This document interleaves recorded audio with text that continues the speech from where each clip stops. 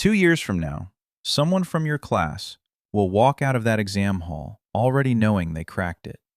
Calm, certain, done. Right now, that exact person is sitting where you're sitting, failing mock tests and hiding the score. Here's what nobody tells you about toppers. They are not the students who never made mistakes. They're the ones who made every mistake early, while it was still cheap, and had the nerve to look at each one instead of away. It's 10 p.m. A mock test lies face down on your desk. You already saw the number in red at the top, a 47 out of 100, and you flipped it over so fast it was almost a reflex. You don't want to know which questions, you just want the feeling to stop. 2 students started this race side by side. Only one of them is calm on results day. Keep that in mind, because we're going to find out exactly where they split. Let's rank every mistake toppers made before they cracked it, from the one that cost them a little to the one that nearly cost them everything. Number 7. Studying hard instead of studying smart. Before they were toppers, they did what you're doing right now. They measured studying in hours. 10 hours at the desk felt like a victory, no matter what happened during those 10 hours. But most of it was reading, rereading, underlining, pouring information in and assuming it would stay. It didn't. They'd sit for an entire evening, close the book feeling accomplished, and by morning it had leaked out like water through a fist. The day they cracked it was the day they understood one brutal line. Effort you can feel is not the same as effort that works. Sweating over a book proves you tried. It does not prove you learned. The exam has never once cared how tired you were. It's the smallest mistake on this list, which is exactly why it's the most common. It doesn't feel like a mistake. It feels like discipline. You know the feeling. Closing a book at midnight with aching eyes, certain the ache itself was the point, that pain must somehow equal progress. It doesn't. The exam grades what you remember, never how much you suffered to almost remember it. The friend who started beside you, they fixed this one too. Hold on to that. Number 6. Mistaking motion for progress. This is the beautiful, expensive trap.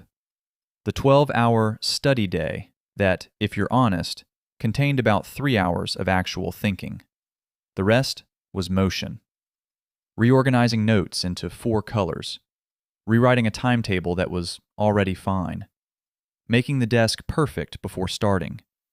Watching one more video about how to study, instead of studying.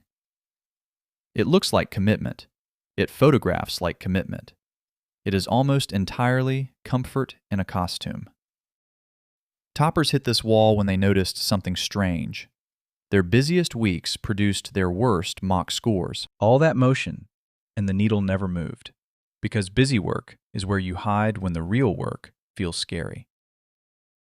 Being busy and being effective are not the same thing, and the gap between them is where whole years quietly disappear. From here on, every mistake we climb through costs a little more and hides a little better. Number 5. Copying someone else's method. They found a topper's routine online. Wakes at 4 a.m., studies in 90-minute blocks, no phone, one specific book. So they copied it, exactly, like a recipe. And it broke them within a week, because it was built for a stranger's life, not theirs. Wrong sleep, wrong subjects, wrong weak spots. When it failed, they didn't blame the borrowed plan. They blamed themselves, which is the cruelest part. Here's what the real toppers eventually learned. The best study plan in the world is worthless if it isn't yours. The plan that works is the boring one you'll actually follow on a bad day, not the perfect one you'll abandon by Thursday. The topper's real routine was almost embarrassingly plain. The same few hours, the same desk, the same time, in a rhythm dull enough to survive a bad mood. Stop shopping for someone else's discipline. Build the version that survives contact with your actual, messy, ordinary week. Number 4. Collecting resources instead of finishing them. 15 textbooks, 8 YouTube channels, a folder of PDFs you will never open. Before they cracked it, toppers were hoarders, and every new resource gave them the same little hit of safety. Now I have enough. Now I'm ready.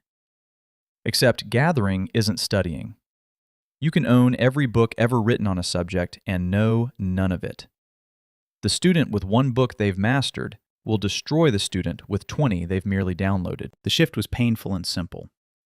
They picked a small number of sources and went deep, finishing what they started before reaching for the next shiny thing. Mastery is depth, not width. A wide, shallow puddle evaporates. A narrow, deep well survives the summer.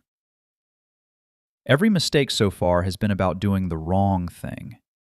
The next two are about refusing to face the right one. Number 3, refusing to look at their wrong answers. Watch what a struggling student does with a graded mock. They check the score, feel the feeling, and shove it in a bag. The red marks are wounds. You do not go looking for your own wounds. Toppers did the exact opposite, and it's the single most topper thing on this entire list. They hunted the red. Every wrong answer, they'd stop and ask why. Careless slip, missing concept, misread question, ran out of time, and they'd write it down. A whole quiet log of their own failures, growing on purpose. Because a wrong answer isn't a verdict on you. It's the exam telling you, in advance, a question it plans to ask again. Ignore it once, and you'll meet it twice. The second time, when it actually counts. You did 500 practice questions. You got 120 wrong. And you studied 0 of the 120. That red pen was handing you the answer key to your own weaknesses, and you kept turning the paper face down. Number 2, studying inside a bubble. Here's the mistake that ends more good students than laziness ever could. They let a small doubt rot in silence. One line they didn't get in a lecture. Too small to ask, too embarrassing to raise a hand for. Everyone else seems to understand. So they nod, move on, and leave the gap there.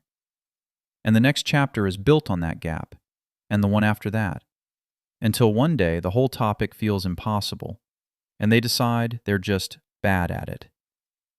They were never bad at it. They were one unasked question away from getting it, months ago. Toppers refused to sit in the dark with a doubt. The instant something didn't click, they chased it down before it could spread. The trouble is timing. The doubt always shows up at 11 p.m., long after every teacher and study buddy is asleep. So the ones who cracked it kept a patient tutor in their pocket. Tuition guru cool, where they could ask the embarrassing question the second it appeared.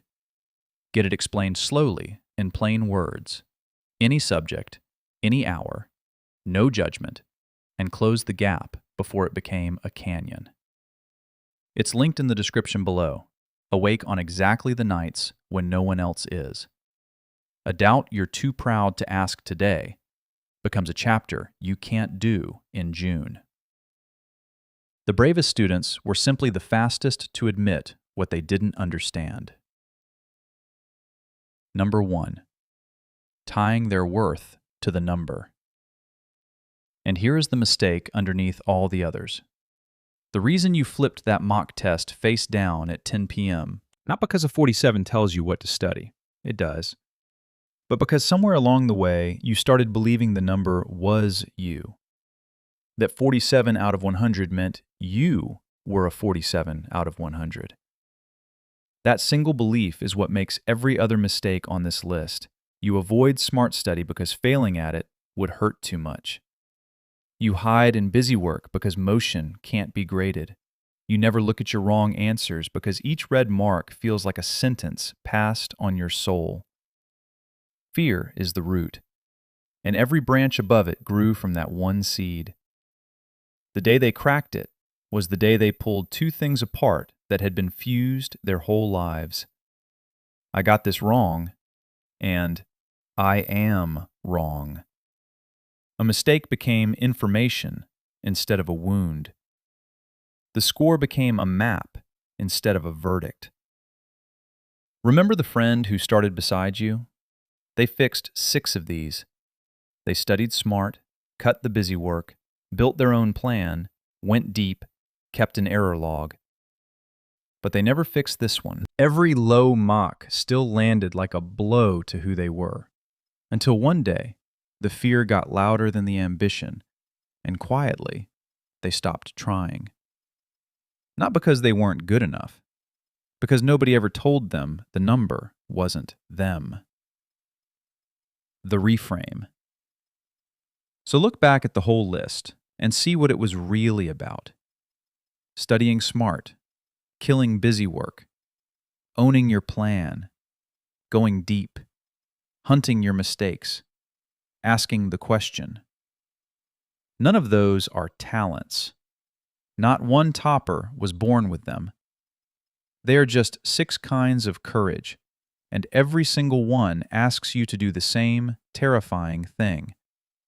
Look directly at what you got wrong instead of away. That's the entire secret. The exam does not reward the student who worked the hardest or feared the most. It rewards the one who was willing, over and over, to find out they were wrong while it was still cheap to fix. That's why they made these mistakes before they cracked it, and not after. They spent their fear early. In the safety of mock tests nobody would ever remember. So they'd have almost none of it left to spend in the hall that finally counted. You were holding a 47 that you think is a wound. Turn it over. It was never a verdict on you. It's a map.